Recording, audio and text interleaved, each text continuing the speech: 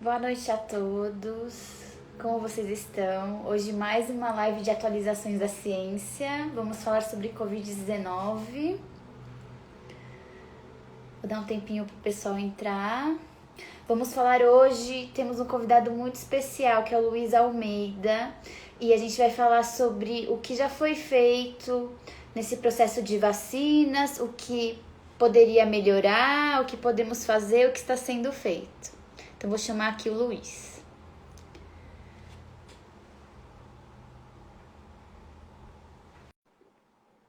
Boa noite a todos. O Luiz já está entrando.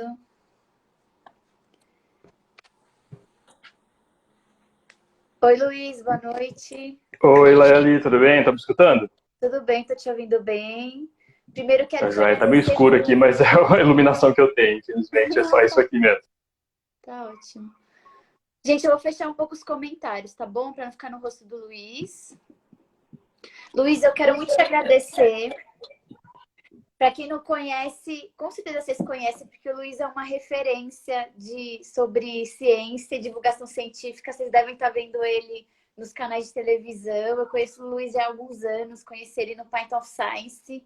Ele era organizador, é um dos maiores eventos de ciência do mundo. Na verdade, acredito que seja o maior pelo número de cidades. Eu palestrei nesse evento e eu conheci o trabalho primoroso que ele faz. E hoje ele está no Instituto Questão de Ciência. Obrigada, Luiz, por ter aceitado o convite, por vir aqui falar com os meus seguidores sobre isso, falar sobre as vacinas e tirar as dúvidas de todo mundo sobre as vacinas e sobre essas novas linhagens do vírus que estão surgindo. O Luiz tem doutorado em microbiologia, então é uma pessoa ideal para conversar com vocês sobre isso, para tirar essas dúvidas. Obrigada, tá, Luiz? Que é isso, Laeli, que agradeço. A gente se conheceu no Pint of Science. Infelizmente, a pandemia não deixou que ele acontecesse o ano passado e também não vai deixar que ele aconteça esse ano. Que era isso, de levar cientistas e cientistas para o bar, restaurantes das cidades, para falar sobre ciência, para tentar falar de uma forma mais clara sobre ciência. Claro, sempre bebendo um pouco de chopp, cerveja, ou seja, o que você quiser também. Era muito legal. Infelizmente, esse ano, por conta da pandemia, muitos bares parceiros nossos fecharam por conta disso, e esses foram os setores mais atingidos. Então, realmente, o vírus causou um estrago. O Pint of Science foi só uma coisa bem à parte, assim, nada essencial que ele parou. A gente viu muita coisa pior. A minha formação é essa, eu sou um orgulhoso filho da PUC, então eu fiz biologia na PUC de Campinas, depois eu fiz meu mestrado e doutorado na USP ali em São Paulo. Durante meu mestrado e doutorado eu trabalhei com bactérias, mas também trabalhei com carinha aqui, vou trazer uns bichinhos para ficar mais animado depois. Eu trabalhei com um vírus que é muito parecido com esse daqui, que é chamado um bacteriófago. Então tem vírus de bactérias, para a gente ver que as coisas são pequenas realmente no mundo inteiro, né? Então eu trabalhava um pouco com isso daí, porque vírus a gente vai falar muito aqui, mas eles são legais para transferir material genético de uma coisa para outra. E eu utilizava ele exatamente para isso. Eu utilizava vírus de bactérias para fazer isso, para tirar o gene de uma bactéria que eu queria trabalhar, colocar numa outra. E eles faziam isso muito bem. Legal, Luiz. Obrigada, viu? E sabe que o Pint of Science foi uma das coisas mais marcantes até hoje na minha carreira. E, infelizmente, o bar que eu palestrei fechou mesmo com essa pandemia, né? O que é triste. Espero que volte, que tudo se resolva. Enfim, então o Luiz contou um pouco sobre a formação dele. Eu gosto sempre, quando eu trago convidados, de pedir para eles contarem, porque vocês são estudantes, a maioria de vocês estudantes da área da saúde, então vocês podem se inspirar, o que fazer. Luiz, como que você entrou nesse ramo de divulgação científica? Conta pro pessoal, vai que tem alguém assistindo que gostaria de entrar como a gente faz nesse ramo. Como é que você entrou nisso? Desde que eu comecei meu mestrado, a gente tomava muito café, porque café, se qualquer máquina que quebrar, não importa qual seja, a gente consegue arrumar. Se quebrar a máquina de café no laboratório, ferrou tudo. Então, a gente fazia muita ciência bebendo muito café. E a gente sempre discutia muitas coisas além de bactérias ali no laboratório. A gente discutia como que é o financiamento da ciência, as bobagens que apareciam de fake news, principalmente na área de saúde. A gente vê essas dietas milagrosas, ver pessoas falando de autismo como se fosse qualquer coisa, vacinas causam autismo. Então, essas coisas motivaram a gente também, eu, dentro do laboratório, já junto com a Natália Pasternak, e hoje trabalhamos junto com ela também no Instituto Questão de Ciência, ela é uma das fundadoras do Instituto. A gente fundou um blog chamado Café na Bancada, porque a gente bebia muito café e a gente trabalhava na bancada. E cientista é horrível para dar nome, Então a gente deu café na bancada e a galera achava que a gente fazia degustação de café e docinhos. O que não tem importância nenhuma, porque a gente era convidado para dar palestra e tomar chá, comer café e falar um pouco de ciência. Então foi com esse blog que a gente começou. E a gente fazia também muitas coisas em escolas, presencialmente. Essa coisa de ficar no presencial, do olho no olho, sempre foi uma coisa que a gente gostou muito. Então a gente ia nas escolas no entorno ali da USP.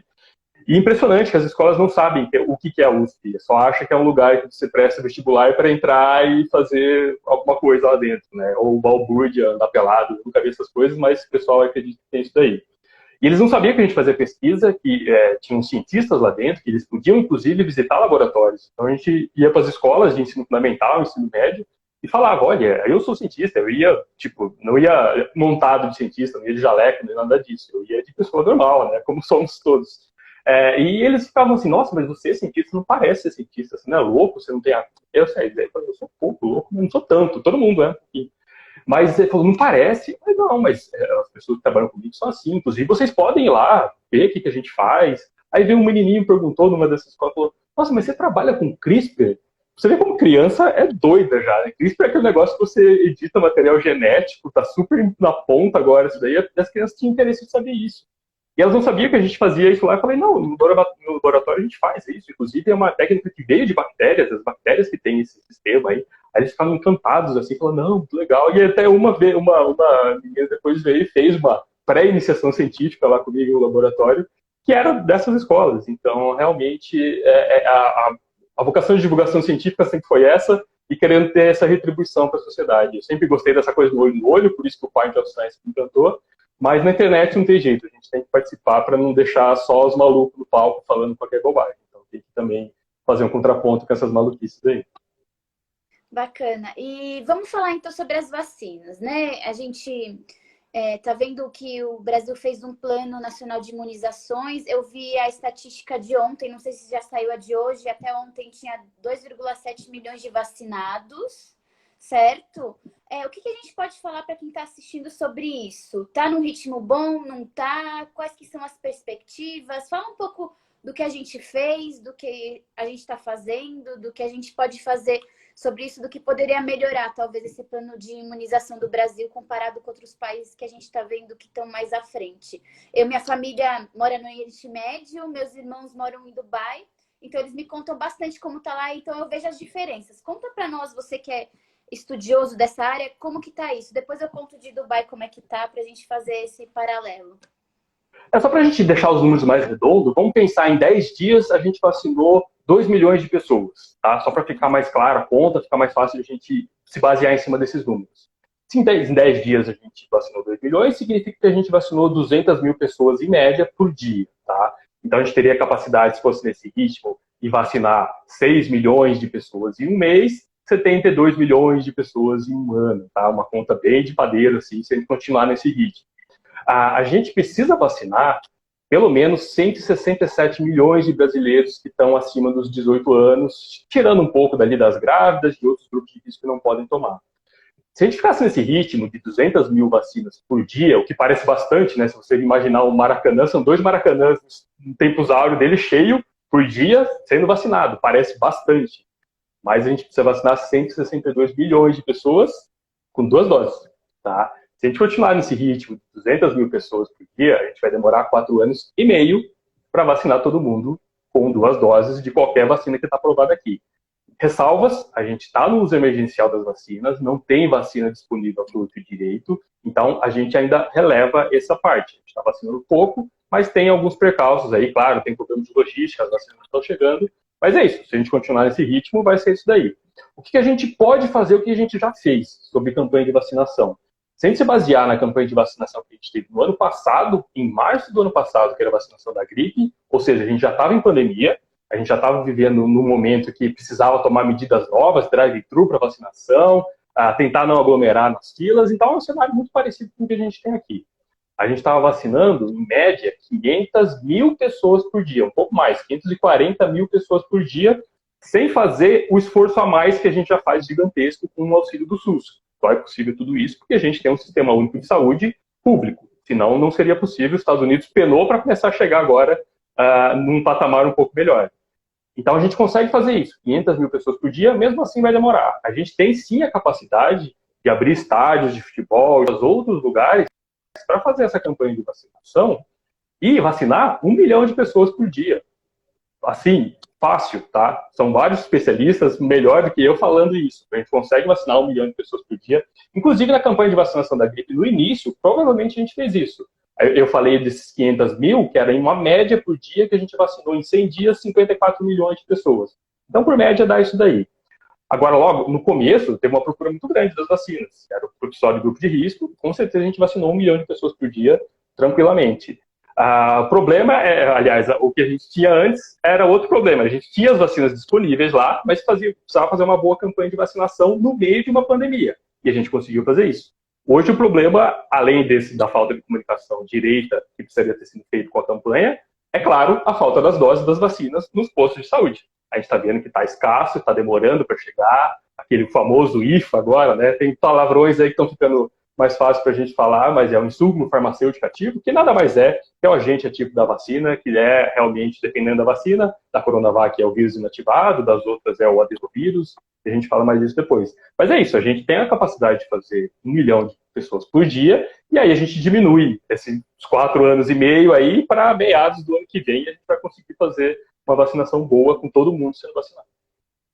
Legal. Então, até meados do ano que vem. Então, vamos ter que ter um pouco de paciência, né, gente? Não tem mais. Isso. Aí, falando de Dubai, os Emirados Árabes, uma diferença que eu percebi, eles têm muito menos população que nós, né? Eles já vacinaram 30% da população. Mas uma diferença que eu percebi conversando com os meus irmãos é que desde quando começou a pandemia, eles já começaram a negociar com todas as farmacêuticas prováveis. Então, eles já tinham contratos que não estavam assinados, mas pré-contratos negociados, só esperando sair o resultado. Talvez nisso a gente pecou um pouco.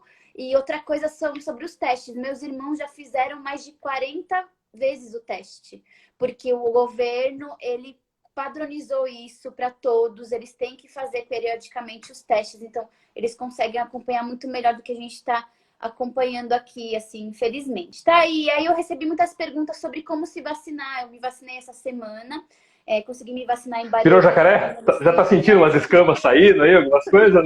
Não tô sem escamas. Depois a gente vai falar, eu tive alguns efeitos colaterais, a gente vai falar mais sobre isso. Mas deu tudo certo, consegui me vacinar. Tive que mandar uma série de documentos que eu achei bom. Então, eles estão controlando isso. Eu tive que mandar documentos dos meus pacientes, comprovando que eu atendia pacientes do grupo de risco acima de 90 anos e pacientes com comorbidades e meu crefito, enfim, tive que mandar tudo isso e recebi muitas perguntas como eu consegui me vacinar. Então, o que eu queria falar para as pessoas no sentido de informar, cada município é de um jeito, né, Luiz? Então, para as pessoas ligarem para a Secretaria de Saúde do seu município, da onde moram e da onde trabalham, e verificarem se já começou a vacinação dos profissionais de saúde domiciliares ou se ainda está nos hospitalares, porque cada município está gerindo isso de um jeito. De maneira geral, a partir de segunda, alguns municípios já começaram, mas a partir de segunda começam os idosos, certo? Exatamente, vai começar de 85 mais, se eu não me engano, e depois vamos diminuindo isso. E claro, tem o profissional de estar na linha de frente ou tem contato com pessoas do grupo de risco que estão se vacinando agora e tem esse pedido. O que está acontecendo tem que ter esses documentos, que você mesmo acabou de mencionar. O que está acontecendo é que está muito bagunçado como que é feito em cada cidade, em cada estado, né? Aqui em São Paulo eu recebi relato que as enfermeiras já estavam com a fila dela agendada para se vacinar. Só que daí quando elas chegaram lá, falaram, mas cadê o e-mail do seu hospital falando que você trabalha lá? Então tem que ter um pedido para ter por e-mail para o hospital delas, para o hospital mandar para o posto de saúde para que elas pudessem se vacinar. Isso já perdeu, sei lá, mais 3 dias pelo menos para elas conseguirem resolver isso daí. Então tem lugares sim que está muito bem organizado, como você mencionou ali, mas tem lugar que está meio bagunçado, a gente vê filas gigantescas no sol, as pessoas ainda não estão sabendo quem que é o grupo, e isso é por conta de uma falta de comunicação. Uma falta de comunicação, e a campanha de vacinação não é só ter as vacinas ali no postinho de saúde.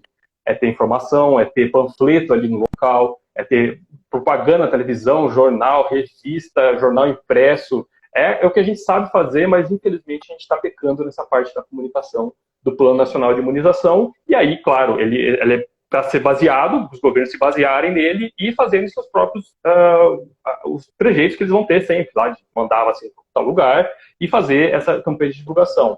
Então está muito complicado ainda e é por isso que a gente está com esse número que a gente está vacinando a cada 100 brasileiros, a gente está vacinando um só. É isso que significa vacinar 200 mil pessoas ali por dia. Então realmente está muito devagar ainda. E eu percebo isso, que até os profissionais da saúde que deveriam estar mais informados estão muito confusos com essa comunicação. Até por isso eu pensei em fazer essas lives. A linha editorial aqui do meu canal é sobre neurociência, mas eu pensei em fazer para tirar as dúvidas. Inclusive, gente, eu fiz uma lista das principais dúvidas de vocês, só que se vocês tiverem perguntas, vocês podem mandar nesse ícone de interrogação. Aí a gente abre, no final a gente vai abrir para outras perguntas, tá? E uma coisa que me assustou bastante, que eu vi uma estatística assim preliminar falando que 2/3 dos profissionais da saúde não procuraram, não se cadastraram, não procuraram para se vacinar, o que me assusta assim um pouco, porque a gente sabe, né, Luiz, de como eles estão expostos, as famílias deles estão expostas e os pacientes também. Então, se você é profissional da saúde, entre em contato com a Secretaria de Saúde do seu município, veja como fazer isso, como agendar, enfim, quando que você vai poder tomar, porque realmente as pessoas que estão nessa linha de frente estão muito expostas, né? Com certeza.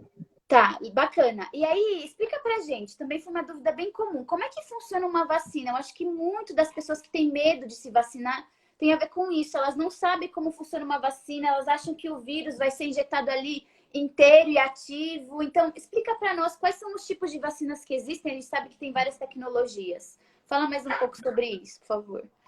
A ideia geral de todas as vacinas é enganar o nosso sistema imunológico para pensar que ele está sendo invadido pelo vírus da Covid-19, pelo SARS-CoV-2.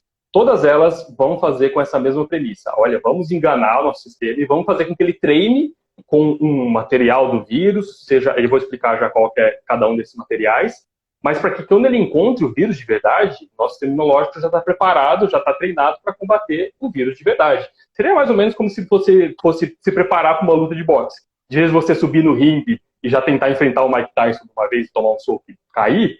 Não, você treina com sparring ali, com um bonecão que não se faz nada, que não te dá soco, e você começa a treinar e começa a ter uma memória de como se comportar durante a batalha, durante a guerra, durante a luta de verdade.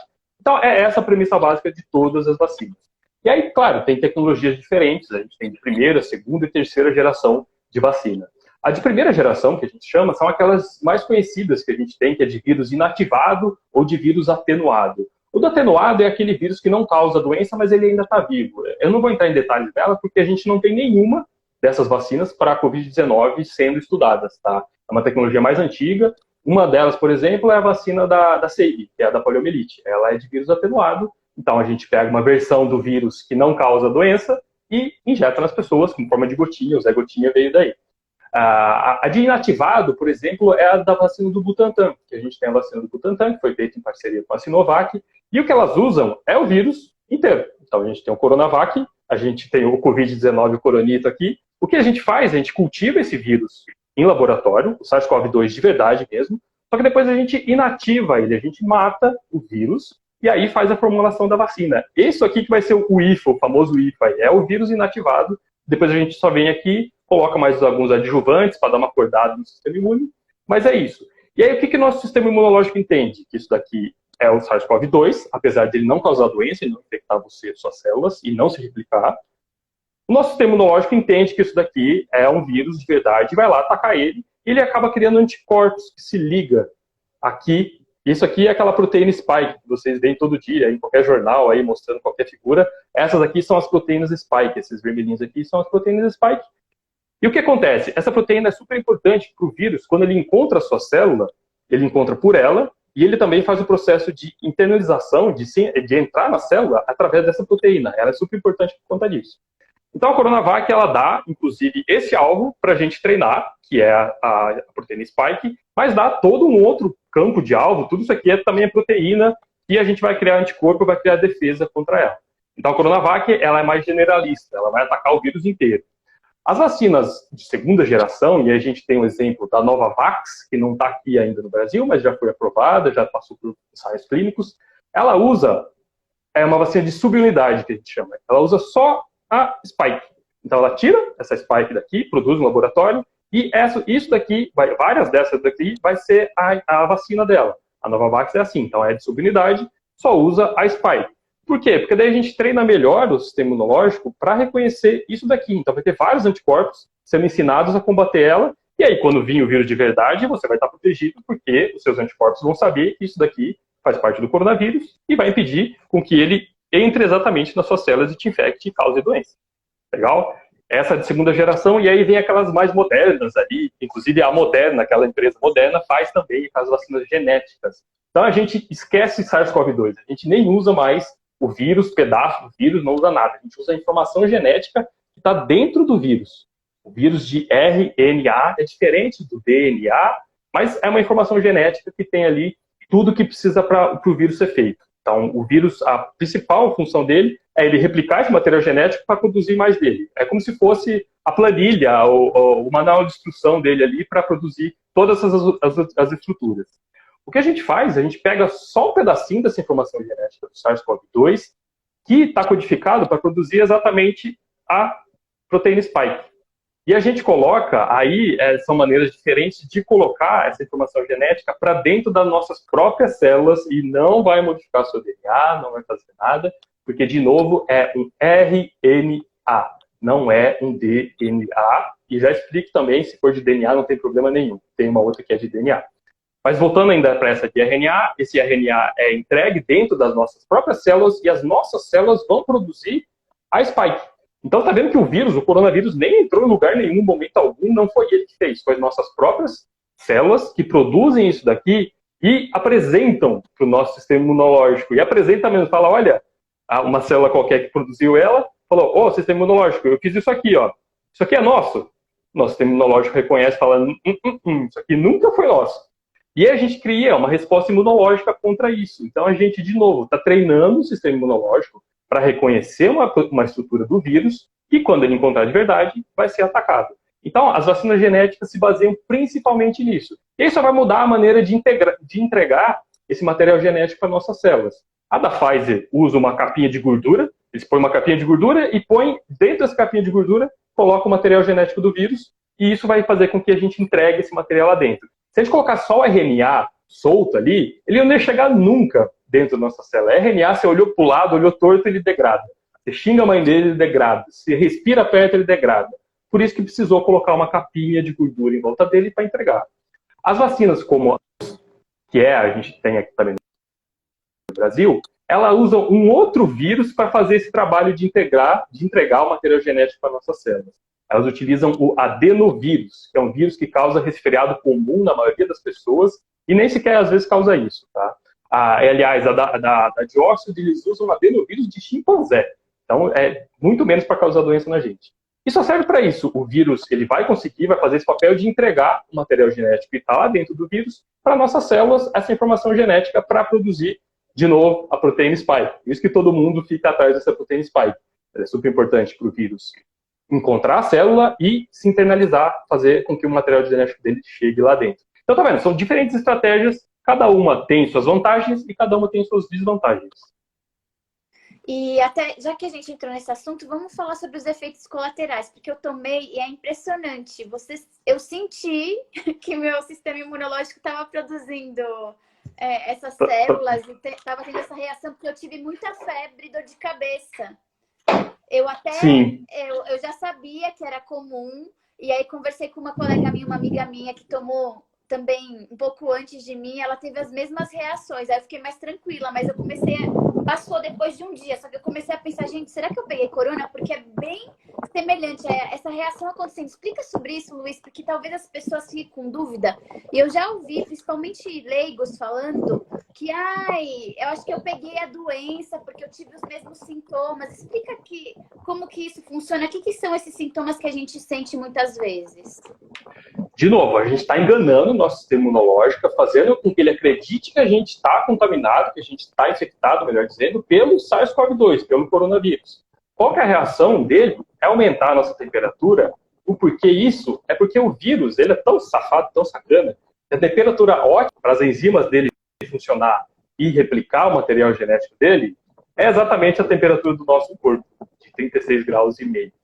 Então, a gente aumenta a nossa temperatura do nosso corpo para fazer com que esse processo de replicação do vírus seja mais lento, seja mais devagar. Então, a 37, 38 graus, demora mais para o vírus fazer a replicação do genoma dele e, consequentemente, produzir mais vírus. É por isso que a gente tem febre. É o nosso sistema imunológico dando um jeito rápido de impedir com que tenha mais vírus dentro do nosso corpo. E aí vai ter dor de cabeça, você vai ter, lógico, dor no local da aplicação, porque você injetou uma seringa ali, uma agulha ali. Então, vai ter, claro, uma inflamação. O mais preocupado que a gente precisa ficar são com os componentes que tem nessa vacina para não ter uma reação alérgica. Então, todas as vacinas têm a bula dela e tem a composição. Se você se você tiver alguma reação alérgica a esses componentes, é contraindicado você tomar, não porque a vacina vai te fazer mal, mas é porque os componentes dela podem te fazer uma reação alérgica, e é tipo que nem quando você come camarão, aquelas pessoas que têm alergia a camarão, fica tudo inchado, dá aquele choque anafilático, mas mesmo se isso ainda acontecer quando você tomar a vacina, todos os postinhos de saúde têm sim ali uma injeção para te tratar a essa reação alérgica, vai dar uma adrenalina, vai dar alguma outra coisa para você voltar a desse estado de choque anafilático. Então, mesmo assim, se você não soubesse que você vai tomar a vacina e não sabe se tem, consulte sempre seu médico de confiança para saber se você tem uma alergia a outra. Da Coronavac é muito simples. Se você já tomou uma outra vacina e teve alergia, provavelmente você vai ter alergia a ela. Se você tomou qualquer outra vacina e não teve nunca alergia, provavelmente você não vai ter alergia, tá? Mas fica sempre o recado, olhe a bula, consulte com o seu médico antes de se vacinar. E aí cada uma das vacinas tem diferentes composições para você saber quais são os componentes dela. Bacana. Então, febre, dor de cabeça e dor no local da injeção são esperadas. Super comum. Se vocês sentirem edema nos olhos, no rosto, aí tem que procurar um posto de saúde para verificar se não é uma reação. Se você não tem alergia a alguma coisa, isso, alguns componentes da vacina. Tá, interessante. E aí, eu recebi uma pergunta bem interessante até agora há pouco, perguntando assim, se a pessoa tiver febre, dor de cabeça e dor no local da injeção, ela precisa notificar onde ela tomou a vacina sobre isso? Como é que funciona isso? É necessário? Isso daí, se você for notificar no postinho de saúde, eles vão anotar e vão falar como se foi um efeito adverso comum, tá? Que é o que viu quando a gente fez os testes, realmente teste de fase 3 para ver segurança da vacina, tem exatamente isso. Quais são os efeitos mais adversos comuns que tem. Não precisa voltar lá, você pode depois voltar e falar, olha, eu senti uma dor na primeira vez que eu tomei a vacina. Se não tiver nenhum problema, você passar isso daí depois de 1, 2 dias já voltar ao normal, não precisa voltar lá. Se voltar, vai ser só mais uma anotação que o pessoal vai fazer para entrar na estatística ali e falar, olha, realmente esse aqui é de novo o efeito mais adverso comum e por enquanto está acontecendo isso. A gente tem que lembrar que a gente começou a vacinar agora, não 30 mil pessoas, como a gente estava fazendo nos testes clínicos. A gente está partindo para centenas de milhares, vai chegar em milhões de pessoas. Então, é importante as pessoas que tiverem algum problema maior com a vacina, e aí sim ir reportar. E daí, como a gente vai fazendo, as pessoas são um pouquinho diferentes uma das outras. As reações delas, o estilo de vida delas muda, a característica genética das pessoas mudam. Então, pode ser, deixar claro isso para a população, todo mundo, falar, olha, depois que a gente vacinou 200 milhões de pessoas, teve um evento adverso raro e que causou alguma sequela um pouco maior na pessoa. Mas isso serve para a gente caracterizar essa pessoa e falar, olha, é melhor que pessoas desse perfil não tomem a vacina. A gente tem que ponderar os riscos. Aqui a gente precisa ser muito claro. Existe o risco da vacina, de você ficar com essas alergias, existe um risco mínimo, a gente não encontrou nenhuma para essas vacinas ainda, de ter um adverso mais raro, mas se tiver, ele é um risco muito menor do que a gente deixar a pandemia rolando solta a torto e direito como está acontecendo. Então, é uma questão de a gente ponderar os riscos que a gente tem. Olha, uma vacina causar algum efeito adverso raro em 200 milhões, 1 milhão e 200 milhões de pessoas, é muito melhor do que morrer 1.000 pessoas por dia. Se for melhor para a pessoa, claro que a pessoa que sofrer isso realmente vai ficar puta da vida, de ter uma reação alérgica maior. Mas isso a gente tem que pensar que vacinação é mais uma coisa geral da população, uma defesa geral da população, para impedir que isso, que ocorra e continue acontecendo isso, de 1.000 mortes por dia. Eu acho que esse é o maior problema das fake news, porque é espalhada uma informação e aí as pessoas confundem as informações e também não perguntam e não sabem para quem recorrer. Então, é legal que a gente fale que tem efeitos colaterais, que esses são esperados. Se tiver efeitos adversos mais graves, isso tem que ser reportado, né? Para, como você falou, para que essas pessoas desse perfil, né, ponderem esse risco. E é legal a gente falar isso que você comentou.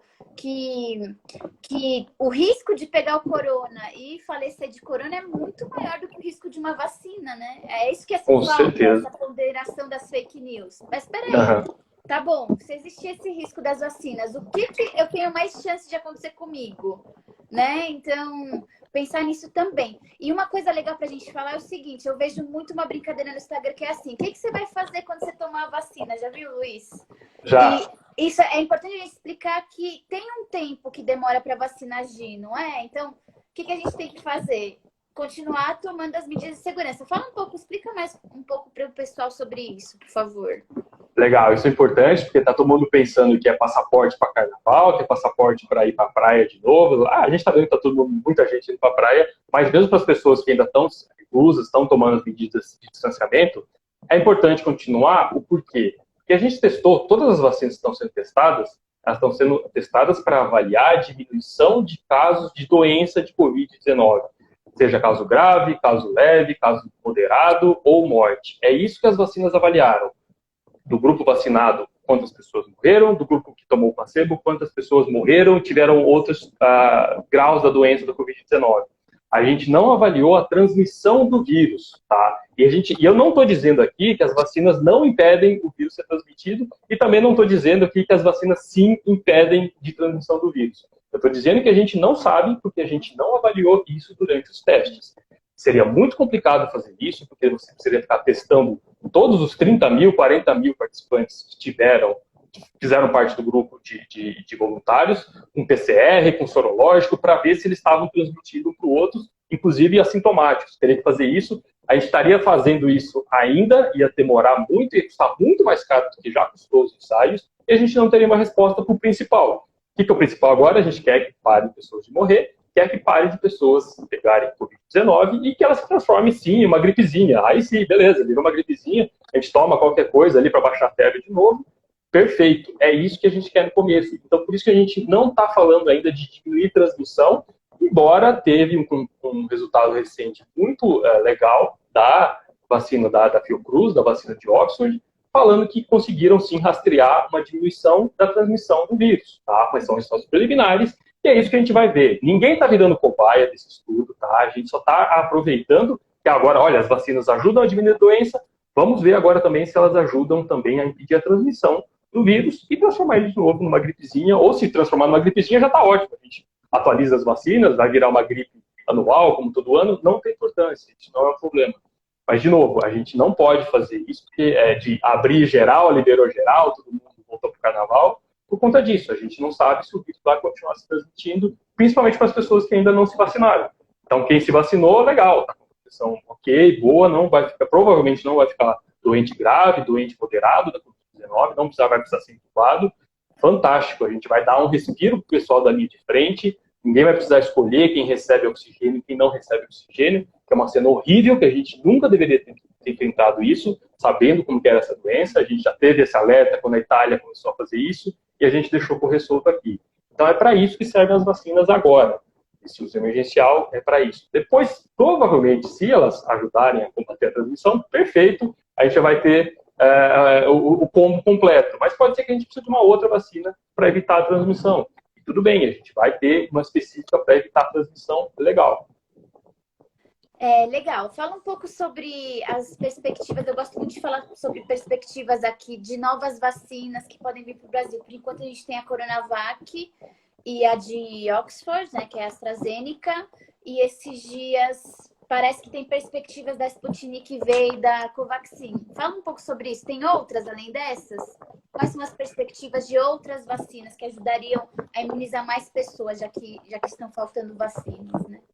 A da Pfizer, a gente realmente perdeu o bonde dela, agora está todo mundo querendo vacinar, por mais que o pessoal falava, tem que ser transportado menos 70 graus, não sei o que lá, não tem importância, as universidades estão cheias de freezers de menos 70 graus que poderiam ajudar a fazer isso. No meu laboratório, a gente tinha 3 freezers lá compartilhados com todo mundo, um com certeza poderia ser utilizado para armazenar a vacina da Pfizer e vacinar, sei lá, uma parte da população de São Paulo, uma parte das grandes capitais que tem essa possibilidade. A gente perdeu esse bonde, não sei porquê, a gente vê as notícias aí falando que o governo não quis negociar ou não quis deixar as pessoas, como eles usam a palavra, não intimidadas, não frustradas, né, porque ia ter pouca dose. Então, é realmente um absurdo isso daí.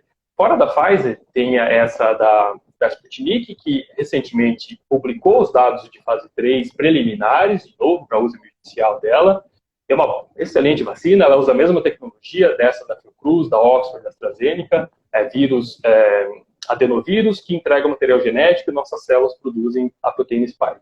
É a mesmíssima tecnologia, só que eles tiveram uma sacada legal, que como são 2 doses a vacina, eles utilizaram vírus diferentes, adenovírus diferentes. Diferente da AstraZeneca, que eles utilizaram o mesmo adenovírus nas 2 doses.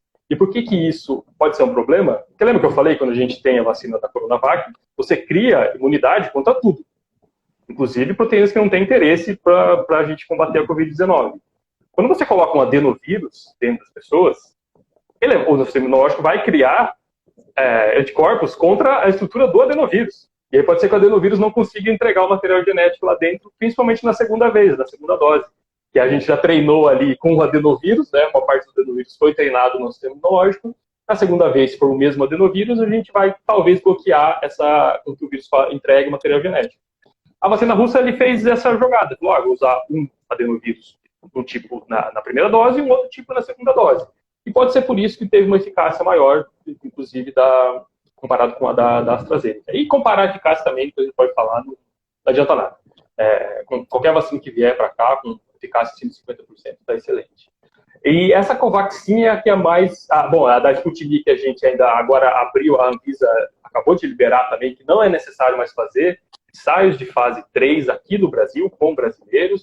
Então, isso era uma regra até um dia atrás. Então, isso acabou de cair. Agora, as vacinas que já foram testadas em fase 3 em outros países podem pedir o uso emergencial aqui no Brasil também. Então, a Sputnik vai seguir esse caminho. É só realmente a Anvisa fazer o excelente trabalho que ela fez. Você entrevistou o Gustavo aí, eu acho que realmente impecável o trabalho que vocês fizeram e tomara que continue assim. Está tendo burburinhos ali, falando que está tendo pressão política para aprovar logo de uma vez. Não.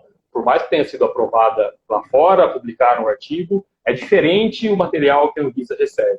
São os dados brutos, eles refazem os cálculos, vê se não teve tramóia nenhuma, mesmo que foi publicado, foi revisado por outros cientistas, a gente ainda assim tem que ser cético em relação a isso e analisar os dados brutos e ver, faltou isso. Para uso emergencial, ok. Para uso definitivo, falta isso. Então é isso que a Anvisa vai fazer e tem total capacidade de fazer. Fiquei muito tranquilo quando eles fizeram aquela reunião lá. A Covaxin é uma tecnologia parecida com a da Sinovac, com a da Coronavac, então é vírus inativado, só que realmente a gente não sabe muito sobre ela. Está tendo uma fase de teste 3, está ocorrendo agora uma fase de teste 3 lá na Índia, é uma vacina indiana, do mesmo instituto ali que faz todas as vacinas quase do mundo inteiro, então são eles que estão fazendo, só que lá está tendo um problema com esse ensaio de fase 3, porque as pessoas são pessoas, né? Humanos são difíceis, um negócio complicado. O que está acontecendo? Na fase teste de fase 3, você dá a vacina de placebo para um grupo, ou seja, que não tem nada, e a vacina realmente você quer testar para o outro grupo. As pessoas estão indo lá e fazendo teste sorológico para ver, de novo, lembra que eu falei que a gente engana o nosso sistema imunológico para produzir anticorpos contra o coronavírus. Então, é esperar que a pessoa que está no grupo que recebeu a vacina tenha anticorpos contra SARS-CoV-2. E as pessoas que estão no grupo placebo não devem ter anticorpos contra SARS-CoV-2. O que as pessoas estão fazendo? Faz o teste. Eu não tenho anticorpos SARS-CoV-2. Não quero mais participar desse grupo aqui. Quero tomar outra vacina que já está aprovada. Então, isso está demorando para que eles consigam os resultados, porque as pessoas estão fazendo essa sacanagem. Aqui também, foi feito aqui também um pouco disso aqui no Brasil, quando estava tendo os testes, mas não foi tanto quanto está tendo lá. As pessoas realmente são um grupo pequeno, são 30, 40 mil pessoas normalmente, e aí está todo mundo testando, e aí quem está no grupo placebo sai, e quem está no grupo que já tomou a vacina é pior. Porque daí, eu tenho anticorpo, vou sair para balada, vou sair para tudo. Então, tá vendo a confusão que isso gera, nos dados, inclusive, na pesquisa que está sendo feita? Então não faça isso, inclusive porque o teste, e se você participou de algum teste, está participando, não faça isso. Porque aqueles testes que você faz sorológico de farmácia é uma porcaria, que não serve para nada, dá falso positivo, se você colocar no ar, talvez dê positivo, se você colocar também dê negativo. E outra, o que ele está detectando ali são algumas proteínas de dentro do vírus. Pode ser que na vacina esteja meio bagunçada ali, porque a gente inativa o vírus. Lembra que na vacina a gente inativa, e uma dessas inativações é bagunçar a estrutura do vírus. Então pode ser que o anticorpo do teste ali, por mais que ele seja bom, não se ligue, não porque você não tomou a vacina de verdade, é porque ele não tem reação contra a vacina que você está tomando, porque a vacina é diferente do vírus vivo, tá? Então tem toda uma confusão que está todo mundo fazendo esse oba-oba. Então, da Covaxin, realmente, a gente não tem uma perspectiva ainda de conclusão de fase 3, ali, tem os preliminares da fase interina, né? Os resultados interinos, não tem nem isso ainda. Talvez demore um pouco. E aí vai precisar fazer o mesmo caminho, pedir para a Anvisa vai pedir todos os documentos, analisar, e aí sim depois poder autorizar o uso ou não. Achei bem interessante essa ideia da Sputnik, dos russos, de fazer, aumentar a variabilidade. E tem uma outra coisa da Sputnik, que é legal também, que eles fizeram, eles secaram a vacina. Eles fazem uma coisa que a gente chama de liofilizar. Você pega ali o líquido e seca ele, deixa ele na forma de um pó. E aí você consegue transportar isso a temperatura de geladeira. Então ela é legal por causa disso. O que eles têm agora na forma líquida, ela tem que ser armazenada a menos 20 graus, abaixo de zero, né, 20 graus negativos. Pode ficar um tempo sim a 2 e 8 graus, mas é um tempo menor do que se ficasse a menos 20. Mas ela tem essa sacada ainda também da liofilizada, que você pode transportar ela. Provavelmente o que vai autorizar aqui no Brasil é a vacina líquida ainda. Essa liofilizada eles não disponibilizaram resultados. O que saiu de artigo foi com a forma líquida da vacina. Achei que foi legal você falar sobre a Anvisa, porque muita gente... Eu vi uma notícia que tem governadores entrando na justiça para pular essa etapa da Anvisa. E a Anvisa nos protege muito, porque, como você disse, é uma análise neutra de cientistas, dezenas de cientistas refazendo os cálculos, porque, gente, humanos podem ter erros, né? Às vezes nem é má intenção, mas pode ter acontecido algum erro nessa análise. Então, eles refazem. Para a gente entender o papel da Anvisa, é só a gente pensar o que acontecia antes, quando não tinha Anvisa, que foi a pílula de farinha, aquela contaminação horrível que aconteceu no medicamento por chumbo. Então, a Anvisa nos protege disso. Então, é complicado mesmo essa parte política. Acho que está sendo muito misturado com a parte científica e não é o que a nossa saúde precisa, né? A gente precisa da Anvisa e desses órgãos reguladores. Mas bacana que tem perspectiva de outras vacinas. E eu recebi muitas perguntas, Luiz, perguntando se tem alguma vacina melhor, se a pessoa pode escolher. Então, fala um pouco sobre isso. Você comentou rapidamente que qualquer vacina que tenha eficácia maior que 50% já é uma grande eficácia. Fala um pouco mais sobre isso para deixar bem claro para quem está assistindo a gente, porque eu recebi perguntas de pessoas: qual você tomou? É a melhor? Não é? Eu não quero essa, eu quero a outra. Então, como que funciona isso? A melhor vacina é aquela que você vai tomar, que você vai ter a disponibilidade de tomar, que vai estar no seu postinho de saúde, não importa a eficácia dela. Ficou essa discussão disso. Era uma galera que era mais ou menos sommelier de eficácia de vacina, né? Falando, não, aquela lá é 97%, aquela outra sei por quê. A eficácia de uma vacina, a gente pode pensar ela sim no que ela tem efeito prático individual, mas a gente sempre tem que pensar no efeito coletivo de vacinação. Não adianta nada a gente ter uma vacina de eficácia de 95% num freezer nos Estados Unidos, fora daqui do Brasil, ou se aplicada aqui no Brasil, ser aplicada em 100 mil pessoas. Não vai resolver nada o nosso problema. Muito melhor ter uma vacina de 50% aplicada em 200 milhões de brasileiros que seja. Tá? Então, é isso que a gente tem que pensar. Essas eficácias da vacina, a gente utiliza para calcular o mínimo de pessoas que a gente precisa vacinar. A OMS colocou, a Organização Mundial de Saúde colocou esse 50%, porque a gente leva em conta também a taxa de transmissão básica do vírus. É um R0, vocês devem ter visto alguma coisa parecida por aí. Resumindo, significa quanto que uma pessoa infectada é capaz de... pode até transmitir para outras suscetíveis. Do coronavírus, uma pessoa infectada pode transmitir até para outras 2 suscetíveis. Tá? Isso é o base dele. Claro que tem aquela móvel. Hoje está no Brasil 1,15. É um outro número isso daí. Tá? O que leva em conta para calcular esse número mínimo, a cobertura da vacina da gripe tem que ser de 80% do grupo de risco. Por quê? Por conta disso, eles fizeram esses cálculos com a eficácia da vacina e também com a taxa de replicação do vírus base. É isso que a gente usa a eficácia da vacina para isso daí. Por efeito individual, significa que uma vacina de 50%, seja ela qual for, ela vai te diminuir o risco de pegar a Covid-19 pela metade. É isso que significa uma vacina de 50%. Uma pessoa que não tomou a vacina tem o dobro de chance de ficar contaminado por qualquer grau de doença de Covid-19 do que aquela que tomou. É isso que precisa ficar claro para as pessoas, é isso que importa. Então, você diminuir qualquer coisa ruim pela metade, a risco da coisa ruim pela metade, fantástico. As outras, claro, as mais modernas, as de 95%, a da Pfizer, as outras, legal, você diminui essa chance para quase zero, realmente fantástico. Mas a gente está vendo que para todas elas, para doenças graves, casos graves de Covid, está sendo muito pequeno o risco, está diminuindo demais o risco, não é só para casos leves. Aí, de novo, a do Butantan, a gente ficar comparando não faz sentido, porque, olha, a vacina da Coronavac do Butantan, ela foi testada em um outro cenário do que quando comparado com a vacina da Pfizer, vacina da Moderna, vacina de Oxford.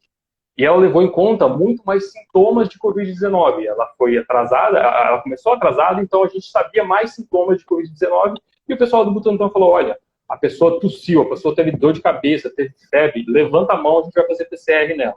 As outras empresas, não. Eram dois sintomas mais característicos ali da época que falava que ia para o PCR. Então, pode ser que nesses casos mais leves, que o Butantan foi muito rígido, falar, olha, não, qualquer caso a gente vai fazer PCR, baixou a eficácia por conta disso. A eficácia da vacina, se a gente quisesse fazer realmente uma comparação, a vacina do Butantan provavelmente ia ficar muito próxima dessa da AstraZeneca, da de Oxford, ia chegar a 60%, 70%.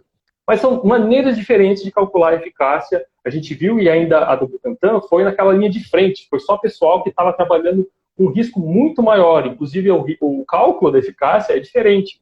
Você vê por risco, por tempo que a pessoa ficou exposta ao risco, ao vírus. É diferente das outras. As outras só pegaram o geral e fizeram. Olha, as pessoas que estavam ali no grupo placebo teve uma chance tal de pegar o vírus. A outra não.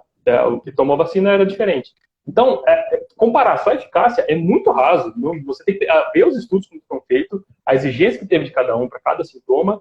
E é isso, você pensar que a eficácia vai servir para a gente calcular quantas pessoas precisa vacinar e que, para o seu ganho pessoal, a pior das vacinas vai fazer com que você tenha o dobro de chance de não ter o risco de ter Covid-19, qualquer seja o grau dela.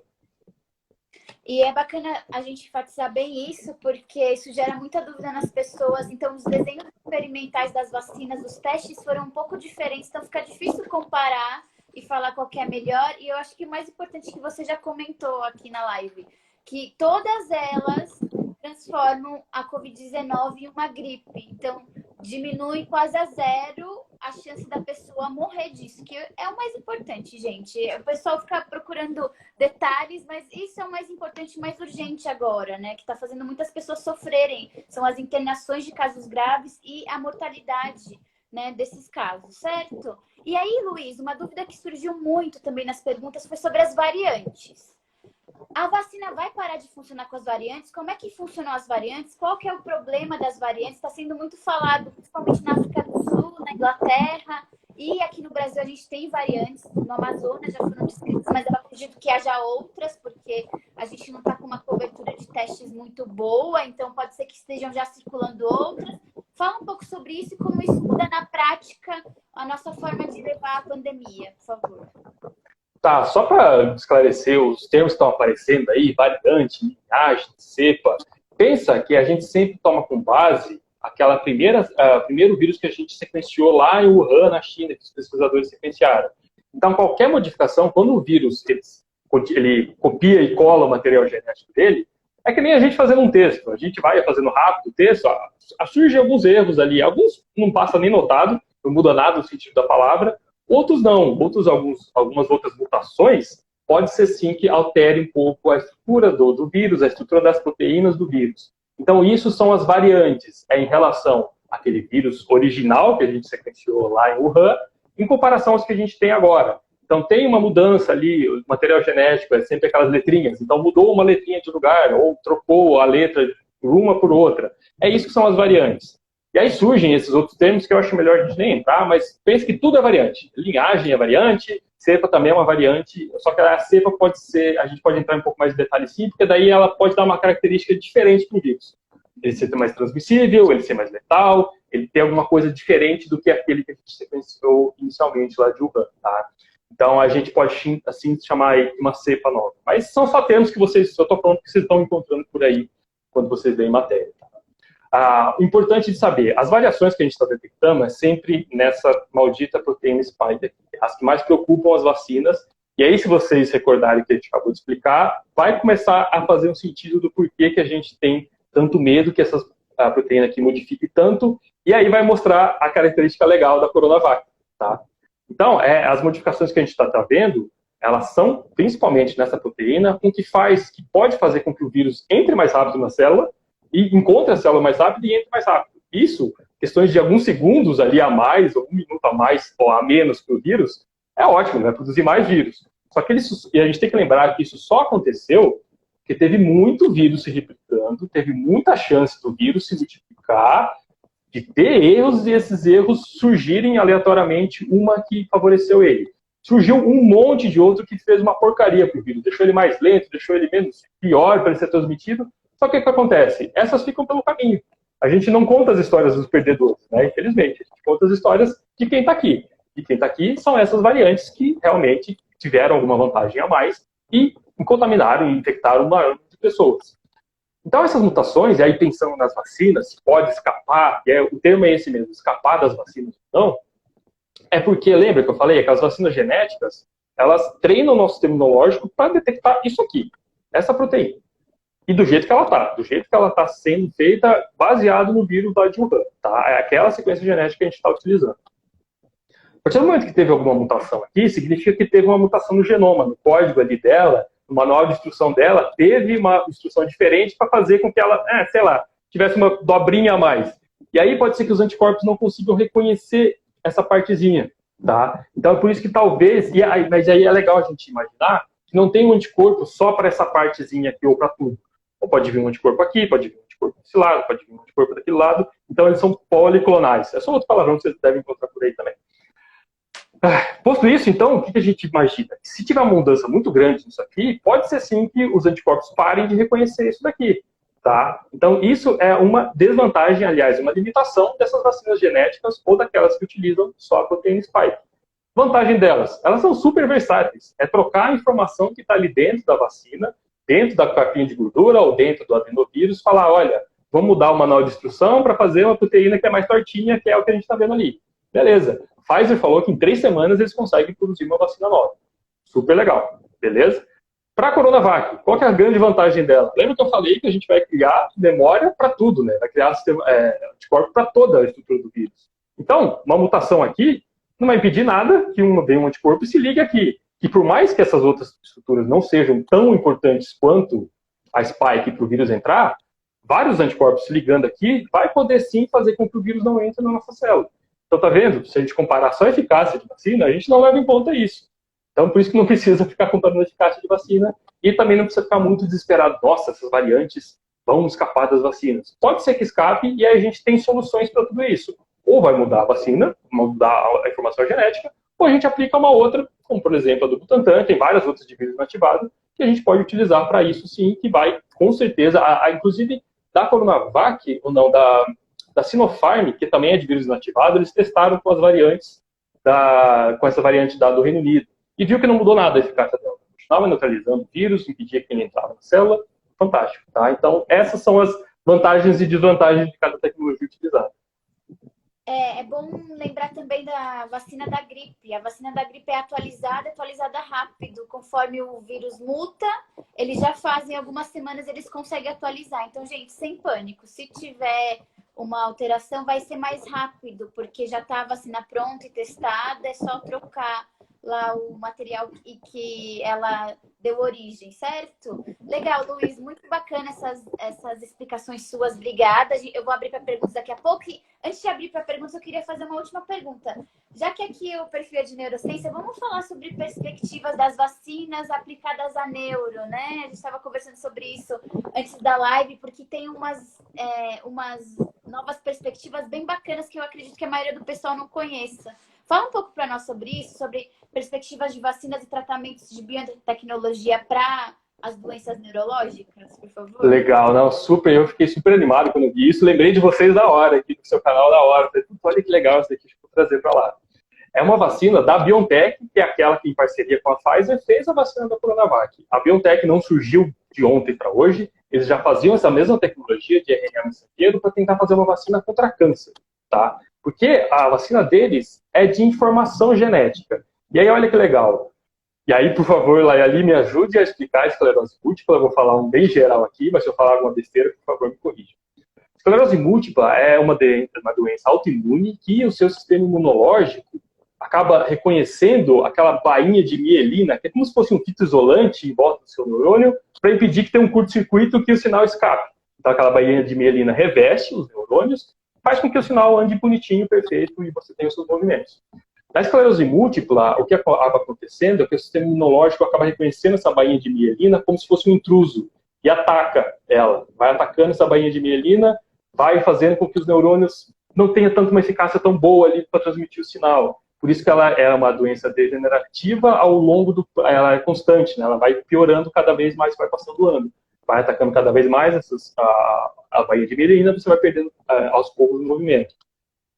Então, isso tudo é porque tem uma bagunça no seu sistema imunológico que está reconhecendo essa bainha de mielina como inimigo, como uma coisa que não é sua.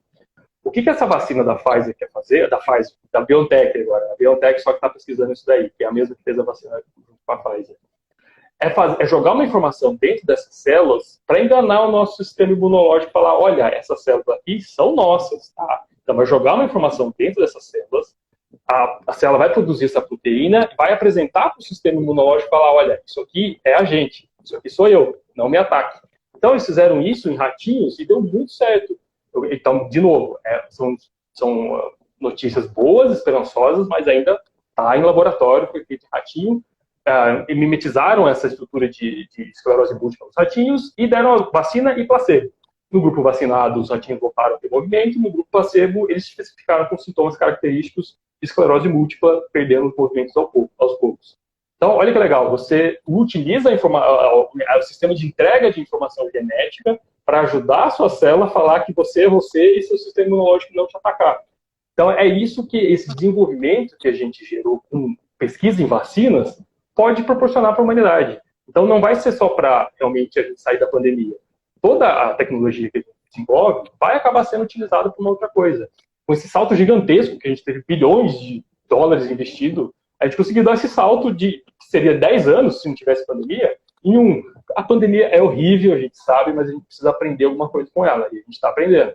A gente não tem como voltar à vida das mais de 200 mil pessoas que tem aqui no Brasil, mas a gente não pode deixar ela sem vão. A gente conseguiu investir em pesquisa e agora a gente tem que ter um retorno para a sociedade para isso também.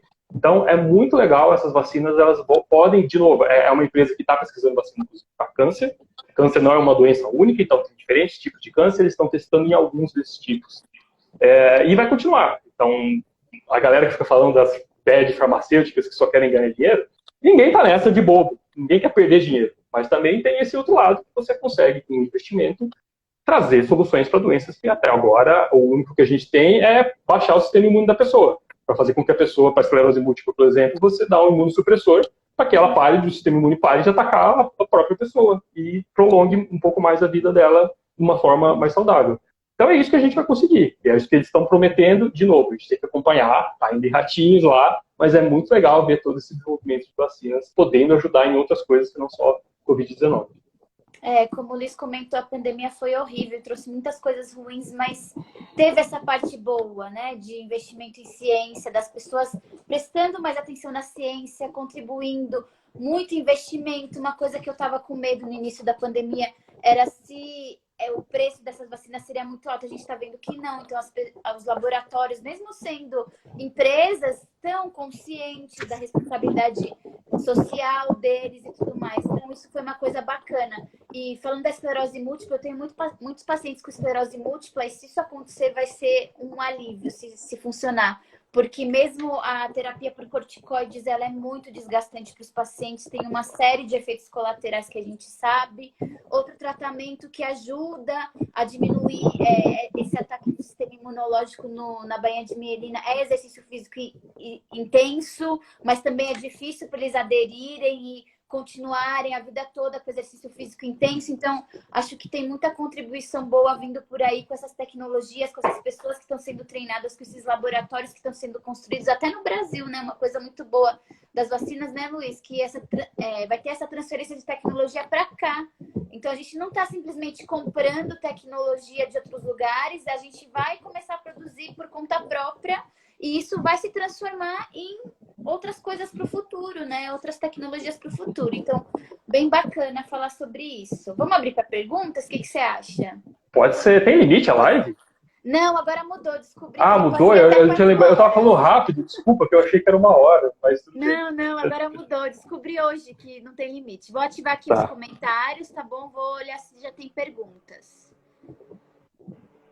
Estão perguntando se pessoas que têm alguma doença de base é indicado tomar vacina. Por exemplo, pós-AVC, epilepsia.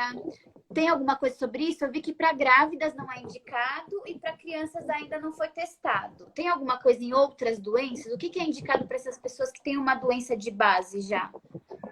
É só quando você estiver no caso agudo dessa doença, ou se você estiver no momento muito ruim, realmente, do seu tratamento, que você está tomando muito imunossupressor, só nesses momentos agudos que é contraindicado você tomar, claro, de novo, consultando sempre com o seu médico. Para diabetes, pessoal que está controlando tudo isso daí, não tem problema nenhum, é recomendado sim você tomar, desde que você não esteja realmente no momento agudo da doença. Naquele momento mais crítico, aí não, aí você espera, você volta a recuperar ela de novo, a normalizar, e aí tudo bem. Então, as principais indicações, contraindicações são essas. Para pessoas com câncer também, é só você não estar no pico de imunossupressão, porque daí não é que a vacina vai te fazer mal, é que ela não vai te dar a proteção que você deveria ter, porque seu sistema imune está suprimido, então você não vai criar memória imunológica, não vai criar anticorpos, só por causa disso, não é que a vacina vai fazer mal. Era sempre preocupante quando a gente falava de vírus atenuado para essas pessoas, porque, de novo, era o vírus ainda vivo, só que não causava doença. Mas ele podia, sim, dar alguns problemas em pessoas que estavam imunossuprimidas. Para a vacina de vírus inativado, esse problema não existe, tá? Então, pode ir tranquilamente. Mas sempre, claro, eu não sou especialista em doenças, procure sempre seu médico, mas o que está indicado na bula é isso. Principalmente em caso agudo da doença, não é contraindicado tomar. E para gestantes não é indicado porque não foi testado. Os casos que tiveram de gestantes foram mulheres que engravidaram sem querer, que estavam no protocolo, que eles estão estudando se tem algum problema. Então, gestantes não é indicado que tome, inclusive no termo eles perguntam se a gente está gestante, enfim, justamente para avisar. Perguntaram bastante sobre sintomas neurológicos da Covid, é um tema amplo, tá bom, gente? Eu vou preparar uma outra live para falar para vocês sobre isso, porque dá para falar muito tempo sobre isso, tá? Prometo que eu preparo essa semana uma próxima outra live para falar sobre isso. Tem muitas perguntas sobre sintomas neurológicos da Covid, tá? Perguntaram bastante aqui, enquanto a gente falava, qual é o tempo depois que toma a vacina que a pessoa pode, ela está protegida? Tem um tempo médio? Como que tá isso, Luiz? O que a gente tem pelos estudos é que depois de 14 dias você realmente já tinha uma resposta boa de anticorpos, uma resposta boa celular. Então, depois de 14 dias da primeira dose e depois de 14 dias da segunda dose sua também. Então, é mais ou menos nesse intervalo para todas as vacinas. Tá? Então, 14 dias depois, vai dar um intervalo aí de mais ou menos, um pouco mais de um mês entre você receber a primeira vacina e aí sim estar com a proteção total dela. Um pouquinho mais de um mês e 10 dias deve dar o pico de imunização que você vai ter. Porque depende, a do Butantan é até 28 dias, né? A da de Oxford pode ser até 3 meses, não passando disso, então a gente não sabe ainda o que... Não é que você vai perder a dose depois que você tomou uma e ficou muito tempo sem a outra. É que a gente não sabe o que vai acontecer. Então, a gente não pode ficar tirando no escuro de novo, passar de muito mais do que 28 dias para a Coronavac e muito mais do que 3 meses para a de Oxford, porque a gente não tem dados para isso. Mas enquanto a isso, esse intervalo de quando você vai estar realmente com a imunidade maior, vai ser depois de 14 dias, lembrando que é para a doença. Para evitar a doença, para a transmissão, a gente não sabe. Então tem que continuar usando máscara e álcool e com afastamento, certo? Quem já teve Covid? Perguntaram aqui. Toma vacina, não toma? Como que é isso? Explica para o pessoal. Essa semana foi a semana dos bons resultados dos estudos legais. Fizeram um estudo com o pessoal que já tinha pego Covid e viu o que acontecia com eles quando eles tomavam a vacina. É como se você estivesse tomando um boost da vacina, uma segunda dose da vacina ali, tá? Então é muito bom porque, de novo, quando você pega o vírus natural, quando o vírus natural te infecta, a gente não sabe quantas partículas virais você teve contato, a gente sabe que o vírus, ele não causa só Covid-19, ele dá uma bagunçada no seu sistema imunológico. O sistema imunológico eles conversam muito com reações químicas, com moléculas químicas. A gente viu que o coronavírus atrapalha um pouco essa comunicação, dá muito ruído. A gente acaba não lembrando, talvez, muito de que a gente foi infectado. Tem sim uma resposta imunológica quando você é infectado, mas não tão boa quando dá para uma vacina, no caso do coronavírus. Então, sim, se você já teve Covid-19, se vacine novamente, você vai treinar ainda melhor o seu sistema imunológico. Tá, perguntaram aqui também, deixa eu ver o nome dela, a Isa perguntou até quando a gente vai ter que usar máscara. Acho que, Isa, por um bom tempo, porque, como o Luiz já explicou, tem uma quantidade de pessoas que tem que ser vacinada para que o vírus pare de ser transmitido, né? Então, a gente vai ter que esperar chegar nessa quantidade. Vamos acompanhando os números e as recomendações do Ministério da Saúde e da Organização Mundial da Saúde, mas eu acredito que seja por um bom tempo, né, Luiz? A gente pode ver como Israel é o país que está melhor vacinando em termos de população, né? Então a gente já viu que eles já vacinaram muita gente e já está vendo os resultados disso. Já está vendo, eles estão conseguindo fazer essa análise. E olha, as novas internações que estão ocorrendo são muito mais no grupo que não tomou ainda a vacina, das pessoas que ainda não tomaram a vacina, do que nas que tomaram a vacina. Isso não significa que o vírus está parando de circular, significa que as vacinas estão entregando o que tinham prometido. Estão diminuindo o caso de doentes no grupo que se vacinou. É exatamente isso. O quanto a gente vai poder parar de usar máscara, voltar mais ou menos uma vida normal, é só o tempo de novo que vai dizer, e conforme a gente tiver mais pessoas vacinadas, melhor isso a gente vai conseguir já ter uma observação em hospitais. É isso que a gente quer ver primeiro. A primeira coisa é diminuir esses 1.000 mortes por dia horríveis, depois diminuir pessoas sendo internadas, e aí sim que a gente vai ver como é que está a transmissão do vírus, a gente transformando numa gripezinha. A máscara, de novo, a gente vai ter que continuar ainda um tempo por conta disso. A gente não tem número suficiente de vacinas ainda, menos as pessoas que estão vacinadas, a gente não sabe se ela continua ou não transmitindo vírus. Não estou falando que ela transmite, não estou falando que ela não transmite, a gente não sabe. Então, por isso que a gente ainda tem que continuar com as medidas.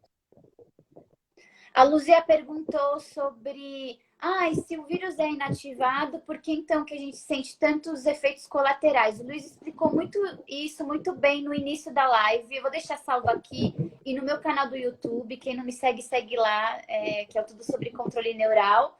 Porque ele explicou nos primeiros 15 minutos, acho que foi uma das primeiras perguntas, eu perguntei justamente isso. Por que a gente tem efeitos colaterais, mesmo o vírus estando inativado? Mas resumindo, é porque a vacina tem que enganar nosso sistema imunológico, né, Luiz? Essa ideia, ela acaba enganando tão bem que o corpo faz uma febre para o vírus inativado não se replicar, certo? Então, Perfeito. Deixa lá depois, Luzia. Deixa eu ver se tem mais alguma pergunta aqui. Eu acho que a maioria a gente já respondeu. O que são imunossupressores? São medicamentos ou tratamentos que diminuem a imunidade. Às vezes sai uns jargões aí, desculpa, pessoal. Mas vocês podem perguntar, a gente explica. Sim. Tem mais alguma dúvida, gente? Acho que a gente já respondeu a maioria. Obrigada, viu, Luiz, pela participação. Foi ótimo. Acho que foi muito esclarecedor. O Luiz gentilmente aceitou. Vocês vão ver... Vocês já devem ter visto ele dando entrevista sobre isso. É uma das maiores referências no Brasil sobre divulgação científica de qualidade sobre isso. Acompanhe o trabalho do Luiz, que ele sempre faz um trabalho bacana. Agora eles estão mais focados na questão de ciência sobre a Covid, mas eles têm artigos de outros tópicos de ciência que geram muita confusão. Então, eu acompanho lá eles, eu vou deixar depois o arroba para vocês, tá bom? Acompanhem lá. Quer falar mais alguma coisa, Luiz? Obrigada, viu, por participar. Foi um prazer, foi muito esclarecedor. Nada, Lely. Eu que agradeço. Muito legal participar aí com vocês, tirar essas dúvidas. Acho que é sempre importante. Acho que está faltando muito disso, principalmente vindo dos órgãos federais. A gente tem informação fácil, que as pessoas entendam, assim. Então, acho que consegui falar um pouco fácil para todo mundo entender. Se não fiz, desculpa, posso voltar para explicar melhor ainda qualquer coisa. Só queria deixar que eu tenho quase meu kit Covid completo aqui. Eu tenho Zé Gotinha e já tenho o coronavírus. Já está chegando o meu jacaré depois. Aí vou ter o kit Covid completo. É muito didático para explicar as estruturas. Eu quero um desse de cérebro. Eu vou arranjar um desse de cérebro para explicar. Obrigada, viu, Luiz, pela didática. Foi ótimo. Acho que foi muito esclarecedor. Tem muitos pontos bem técnicos sobre a vacina e as novas variantes. Assim, apesar de ser cientista e tentar traduzir ao máximo para o pessoal, é sempre bom alguém que já trabalhou com isso, sobre vacinas, trazer para a gente, porque são anos estudando esse tema. Obrigada mesmo. Vou deixar aqui salvo, tá, gente? Vocês podem assistir quantas vezes quiserem. Enviem para as pessoas que estão com dúvida e expliquem para os pacientes de vocês.